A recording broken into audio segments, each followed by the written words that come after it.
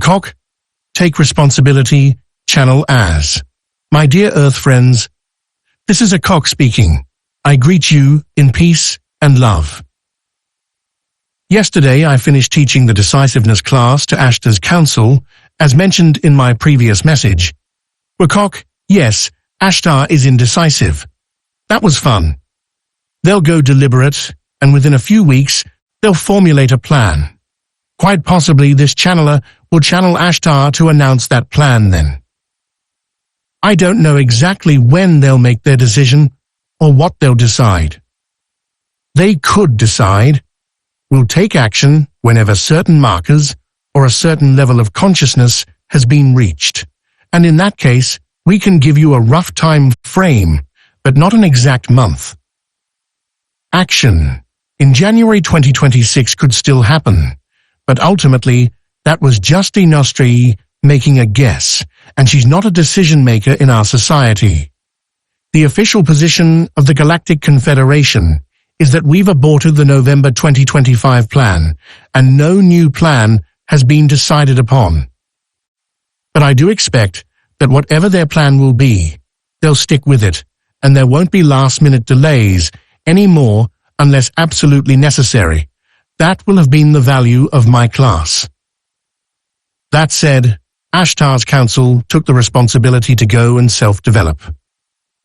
In this case, by taking a class under me. It would feel unbalanced to me to teach that class and not reach out to you and invite you to take more responsibility too. Now yes, I do recognize that most of you have little formal power. You can't order the army to go and arrest the bad guys. Frankly, the Earth people who do have that kind of authority should give that command. Still, I want to get out of this mindset that we're helpless, that we have no choice, and it's exclusively other people who need to change and step up and fix things. Technically, one fully enlightened Earth human could liberate Earth. I get that this isn't a realistic expectation or burden to place upon you. Still, most likely, you could take more responsibility than you are currently taking, in your personal domains and in your own neighborhood. This doesn't mean that you need to single-handedly go liberate Earth, but perhaps you could be doing more than you are currently doing, to better contribute your piece to the overall solution. Let's go through the areas of responsibility that you have, from smaller and less ambitious things to grander things. Responsibility to decide what you want. What do you honestly want out of the rest of your life? I invite you to reconsider possible earlier answers you might have given. Maybe those answers were true then, but are they still true now? I invite you not to give an answer just because of societal expectations. If you don't care about buying a house, then fine, you don't have to pursue that. And in that case, you should explicitly give yourself permission to not pursue buying a house. Take that pressure off yourself. At the same time, I also invite you not to avoid giving certain answers out of despair. If you actually want to own a house and start a family, then say that even if part of you thinks that it's too hard to accomplish in the current economy or in your personal situation. And obviously, if you decide you want a house and a family, then that can be your goal, even if you can't accomplish that goal within a year. Goals can be longer term. If you genuinely want something, then it is your responsibility to aim for that. Even if it's ambitious, well, if you aim for the moon and miss, you'll still land among the stars. Or, in other words, even if you try something ambitious and fail, usually that still leads to more personal growth and less regret than not having tried at all. Plus, taking action, even if you fail, may lead you to new possibilities you hadn't considered previously. Your goal doesn't necessarily need to be world-changing. If your sincere goal is just to have a happy, thriving family, then that is a wonderful goal. If you can connect to your soul, I invite you to ask it what it wants. You may want to adopt your soul's goals as your own. You can also ask your soul to show you images of possible future versions of yourself that reached their goals to get motivation and some idea of what that looks like.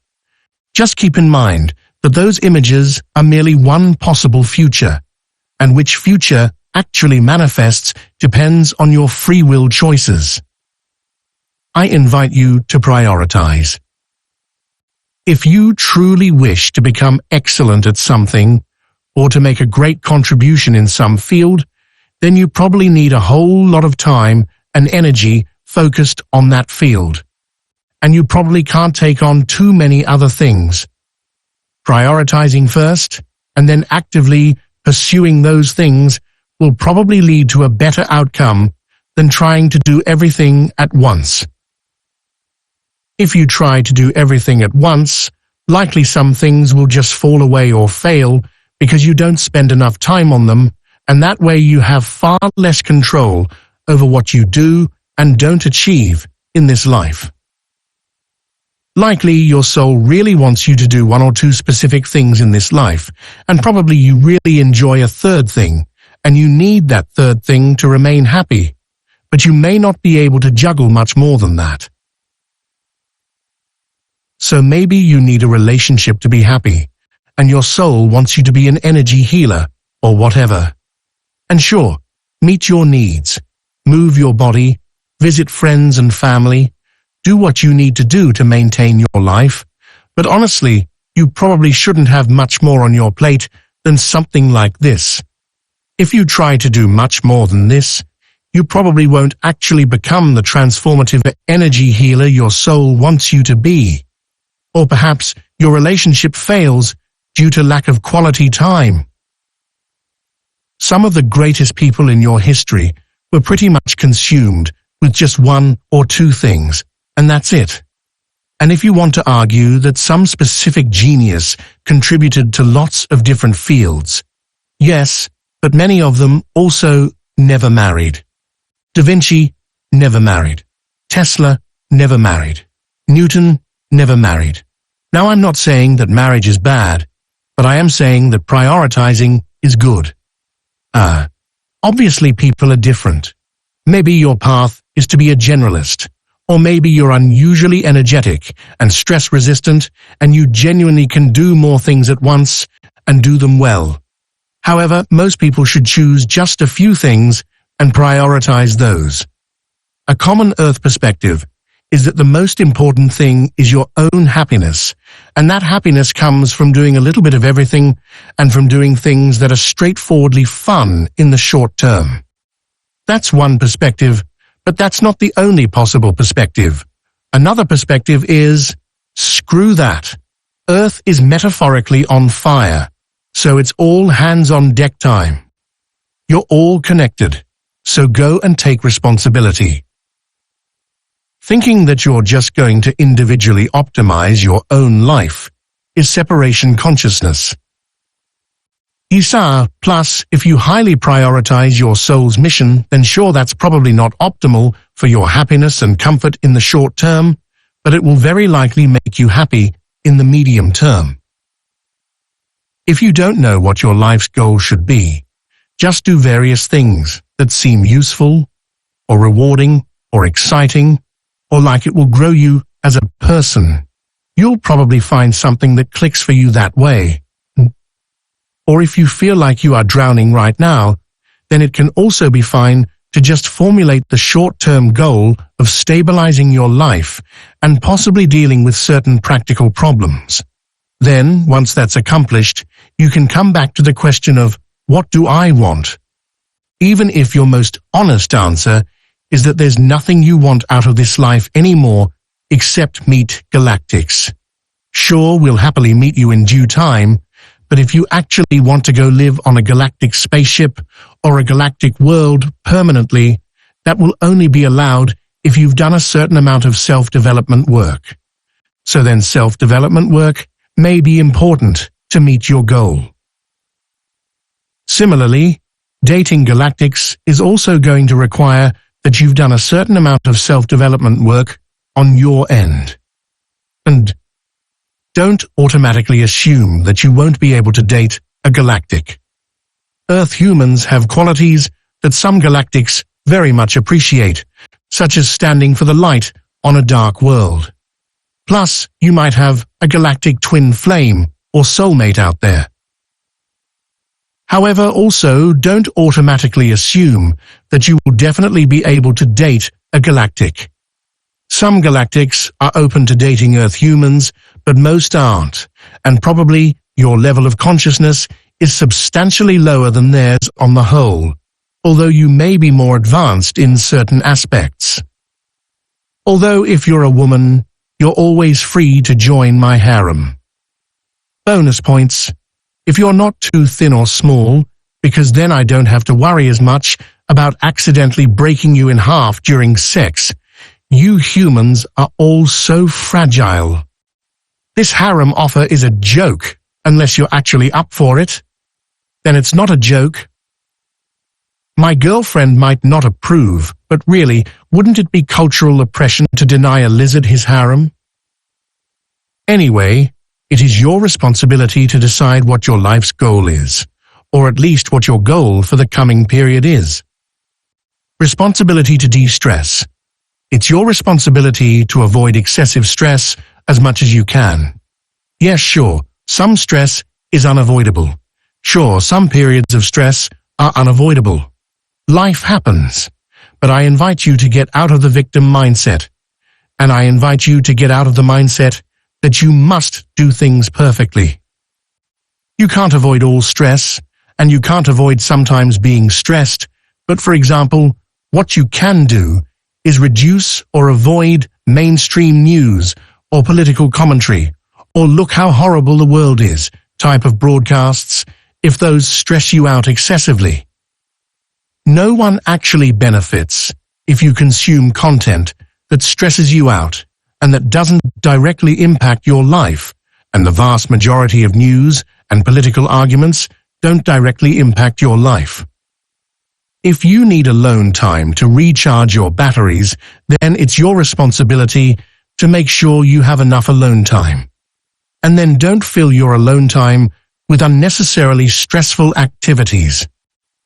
If you have stressful or cognitively demanding hobbies, consider reducing those somewhat during periods where you're already stressed out. If practical situations stress you out, fix those situations. Investing a bit of effort can be very much worth it to fix annoyances.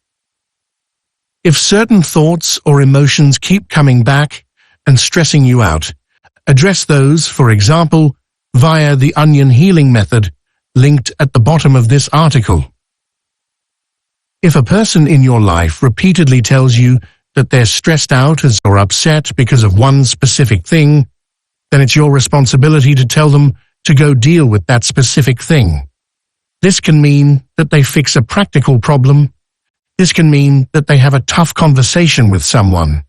Or it can mean that they introspect and feel their emotions so that those emotions don't keep coming back.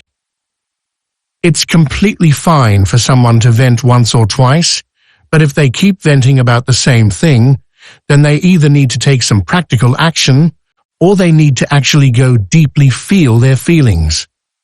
Also, if you walk and thoughts or emotions come up, then you are processing those thoughts or emotions, and this is useful even if you're not mindfully present in the moment. If you don't resist them and don't judge yourself, and you just let yourself think those thoughts and deeply feel those feelings, then you will process them and have a slightly clearer head in the future. You may have to allow and deeply feel those feelings a few times before it's processed, but it is helpful, and hence you don't need to feel bad that you're not being mindful or relaxed at that moment. Responsibility for your own well-being. It's your responsibility to work on having good habits and to work on meeting your needs and to work on nourishing and integrating your inner parts as much as possible. Again, I invite you not to jump into the victim or the I can't mindset. Sure, it would be nice if some external savior bailed you out.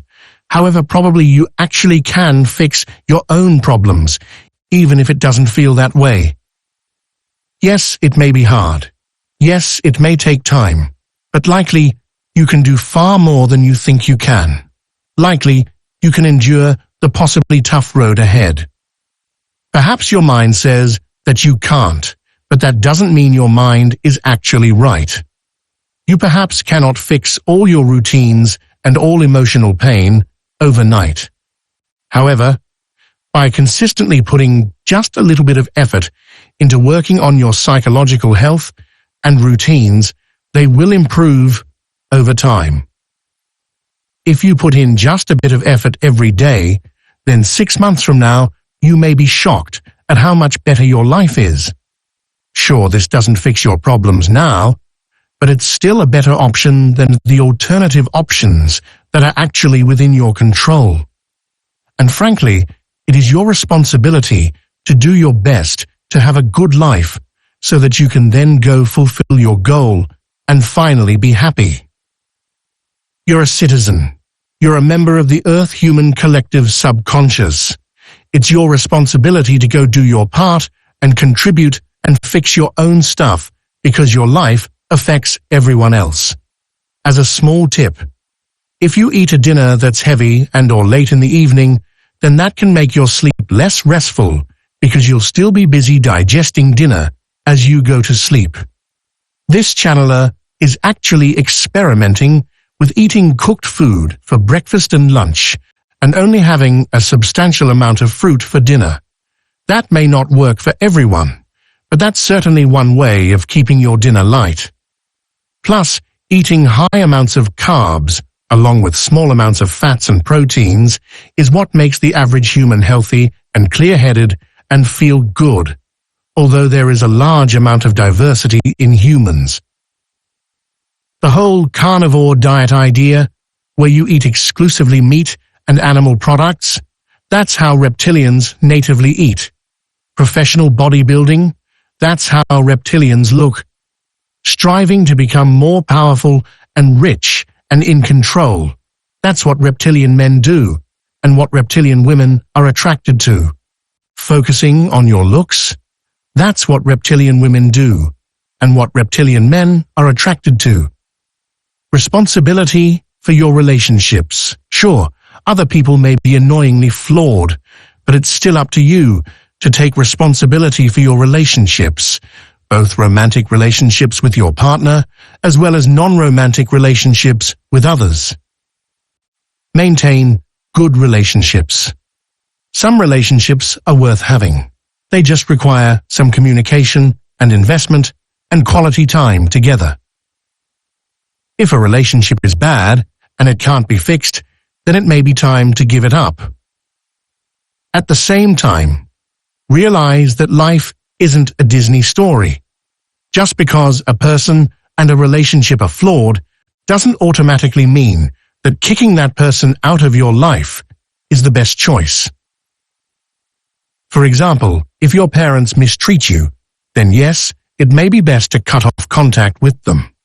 But if your parents are merely annoyingly asleep, then it might be best to maintain some level of contact with them, because they're still your family. I'm not saying you need to visit them often, but perhaps visit them every once in a while. Sure, that romantic partner of yours probably most likely isn't perfect, but being alone sucks too, and other potential partners are flawed in their own way. You can't just say no to being single and also say no to anyone who is actually willing to commit to you. If you have children, you will damage them by initiating a divorce. Obviously, there is a level of dysfunction at which it is best to terminate the relationship, both for yourself and for children you might have. On the other hand, feeling unhappy in the moment might, depending on the circumstances, not be a good enough reason to terminate a relationship. Maybe the real answer is to look inside and work on yourself, to heal to find a purpose, or at least find a good hobby. Or maybe the answer is to communicate better, or otherwise work on your relationship. Your mind tends to want to cling on to narratives that make you feel good even if they're wrong, and also reject truths that don't feel good. You know, like how average people believe all kinds of nonsense and fervently deny the truth if you tell them that. Similarly, if you don't feel happy while being in a relationship, your mind might present you with a story that is very neat and that aligns everything nicely. My partner changed, and that's why I'm unhappy, and the relationship can't be fixed, and divorce is the best thing both for me and for the kids. And who knows, maybe I'll meet an amazing new partner sometime after my divorce. But just because your mind tells you that very neat story, or tells you some other story, doesn't mean that story is actually true. Thoughts you have might just be fabricated narratives meant to make you feel good. Also, if your mind tells you you don't have a choice, well, you do. You always have a choice. If your mind puts a label on a thing, don't immediately accept that label as being true. So if your mind labels your current relationship as bad, and then tells you people should get out of bad relationships, then yes, the second statement is true, but is it actually true that your relationship is bad?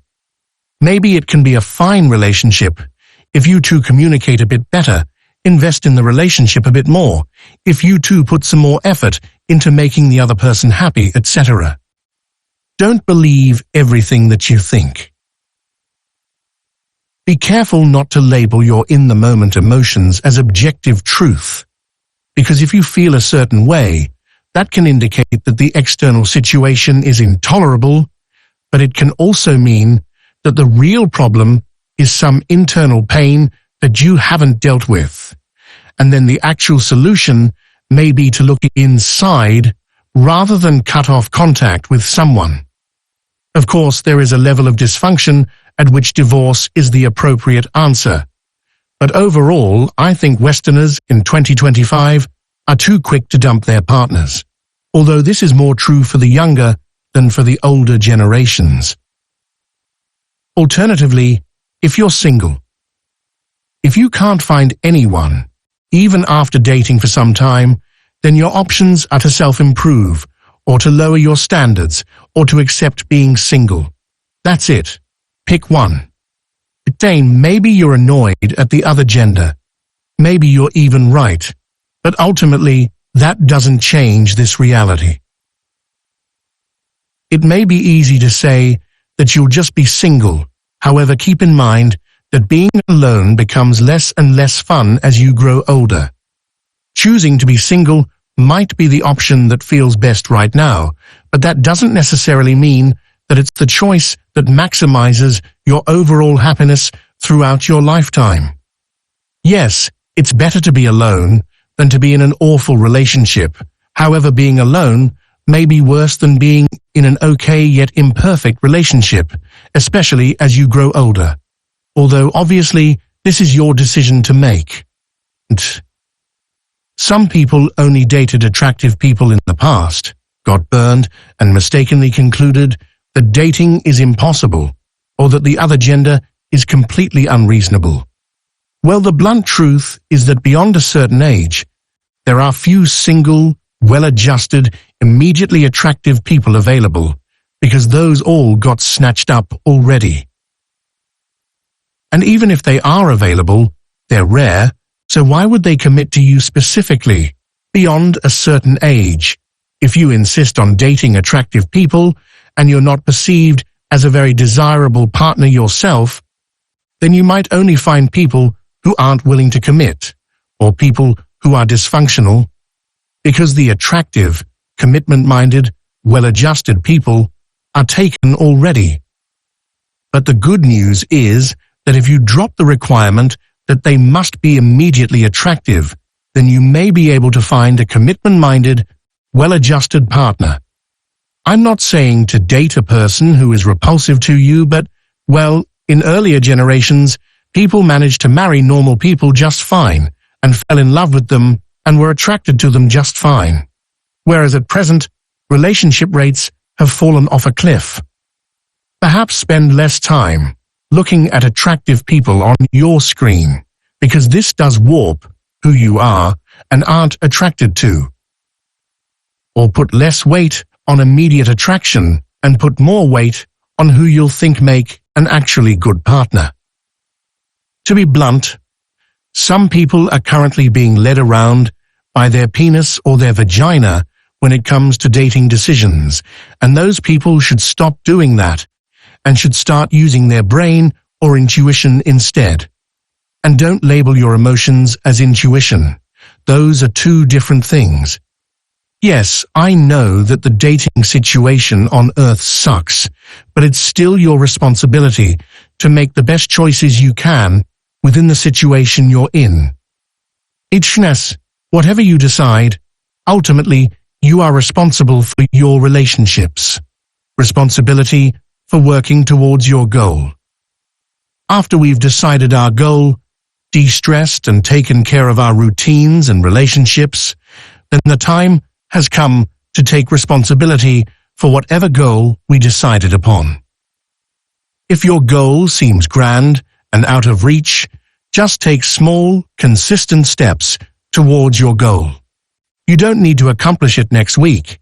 You just need to consistently put in a little bit of work. If this slow and consistent approach doesn't work, just take the plunge. Simply start that business or just move to that more appropriate location. Put yourself in a situation where you have to swim or drown. You can take a lot more than you think you can, and quite possibly you'll just succeed. Even if you fail, you'll most likely be okay, and you'll have learnt a lot. Waiting for the perfect plan or the perfect circumstances usually doesn't lead to success.